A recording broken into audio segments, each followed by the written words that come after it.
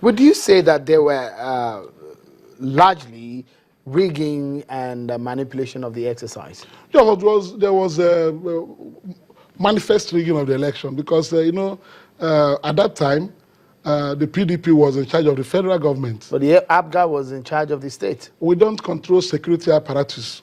But, I mean, it was said... Our opponent, because I was in the same side of the bullying with Ngige, we were all complaining about what went, how they militarized the election, using the soldiers, police, and even compromised the INEC in that process. You know, this election took place the day the presidential election took place. But there are talks, Chief Ume, that your party also took part in that rigging. How can I? Nobody can establish that. APGA has no culture of rigging. Anytime I have been here, I've been talking against rigging since 2003.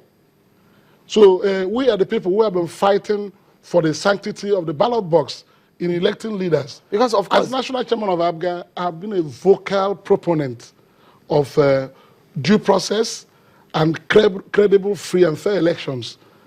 I cannot go into an election and begin to unleash or partake in what I have been complaining against over the years. You're obviously pointing accusing finger on the past administration of influencing that election, which brought Senator Uche Kinife as a senator at that time. Yes. Are you saying the party then and the government at that time sponsored the rigging and what went on then?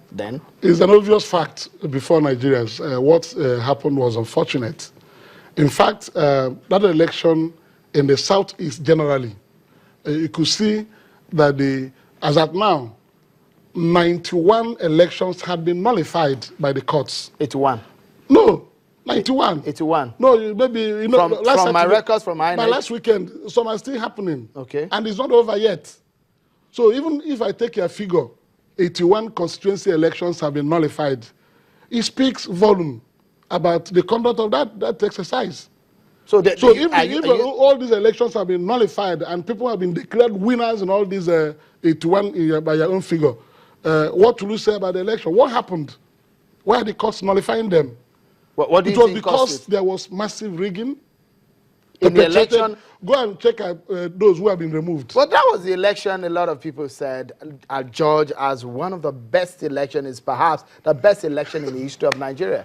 I came here after the election, and I said that I wept that the southeast of Nigeria for a long time has not been allowed to elect their leaders in a credible, free and fair process. And the government that was at the center at that time was responsible for this misnomer. In the entire southeast, during the election, card readers failed to function everywhere. They resorted to manual accreditation to enable them to manipulate the election. In the southwest, card readers worked efficiently. In the northern part of Nigeria, card readers functioned efficiently. In the southeast and the south-south, card readers could not function. It was clear sabotage, so that they will have opportunity to manipulate the election and return false figures. That's what they did. In the southeast at that time, there were loud support for the PDP from the southeast. You think that was a manipulation too? There was no loud support for the PDP. I'm talking about the candidate of PDP in the presidential election. That's what I mean. Yeah, in the presidential election. We supported President Jonathan in the presidential election. Even your party did, isn't it? We did. I just watched Pa Oyedoku a few minutes. Ayo Adabanjo, sorry, who was a delegate to national conference like myself. And he was telling you these things the way they are. You know, we supported Jonathan because we wanted the confirmed report to be implemented. That was the only reason for supporting him. APGA as a party? APGA as a party, yes. APGA. We didn't hide it. And we gave reason. Said for the implementation of the confirmed report, which he promised in his campaign program. Because we found in the confirmed report the solution to all the problems facing the country. 492 eminent Nigerians assembled in Abuja for about 4 months. And despite disagreements in certain areas of the deliberations, we were able to unanimously produced 600 far-reaching resolutions that dealt with all the problems facing the country. Be it what he talked about, political restructuring here, through physical federalism, everything, power sharing, they were all dealt with. The implementation of that confab report would have eliminated completely agitations against the Nigerian state. Even that border on marginalization and things like that. Even the issues of the IPOB, the Biafra agitations that we are seeing in some part of the southeast. Yes, of course. They all fall out from the inequalities. You are a leader in that region. Let me get your thoughts about the agitation, the pro-Biafra agitations led by Mr. Anambra Kano. What are your thoughts? Well, very clear thoughts. The federal government of Nigeria, over the years, successive governments have allowed this type of situation to arise. The sentiments of Biafra had been resonating because of the feeling of marginalization of a people. Ayo Adebanjo said the same thing here. You know, I was 8 years old when the war ended. I'm 54 years old today. And people are still talking about Biafra that became defunct in 1970. If the successive federal governments of Nigeria, from Gowon to today, had done the right thing, nobody will be talking about Biafra anymore. The mismanagement of that, the fallout of that war, is responsible for this agitation you are seeing. From 1970 to now, all the things said in 1970, none had been given effect. No victor, no vanquished. When the people feel that they are no longer equal citizens in their own country, of course, they will not accept it. I was laughing when Ayo Adebanjo said that the local governments created, were skewed against their own people. Southwest has 137 local governments and 6 states. The Southeast has 95 local governments and 5 states.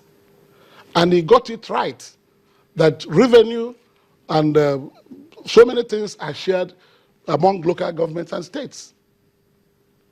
If you continue to maintain discriminatory attitude towards a people, if you push them to the wall, you revive their sentiments of dissent. Are you saying, and that's what you're seeing. Are you saying, Chief Ume, that the Southeast, the Igbo people extraction of the country are marginalized? Is that what you're saying? Completely. I mean, the statistics will show you. From what my elder statesman said here, if they are not even satisfied with the status quo, what do you make about the Igbo people in Nigeria? They've been in the same end. If governments have been even-handed, everybody will want everything to go normally. There will be no reason for protest.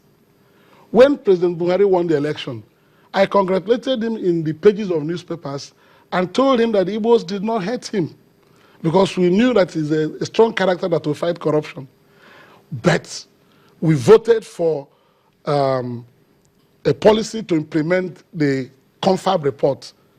If we had done so, go and take the report and read the resolutions. You will know that if that is the way government is proceeding, no agitation, no sentiment of old things will be there again. All right, let me quickly So we want a country where the citizens will have equal rights and equal opportunities. The body language of the Ohanese leadership, yeah.